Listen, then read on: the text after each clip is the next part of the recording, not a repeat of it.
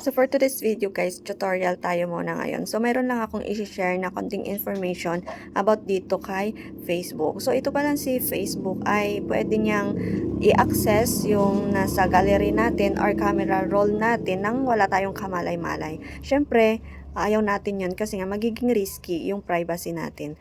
Para maging secure nga yung privacy natin or para maging secure yung laman ng gallery natin or camera roll natin, ito yung pwede natin gawin.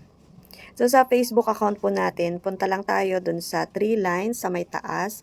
Tapos, pindutin natin yung settings. And then, hanapin natin yung preferences. And then, punta tayo dun sa camera roll sharing suggestions.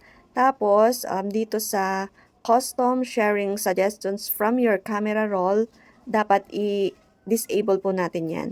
And yung get camera roll suggestions when you're browsing Facebook, disable din po natin yan. So, ganun lang po kasimple. Sana nakatulong. Thank you for watching and don't forget to follow for more.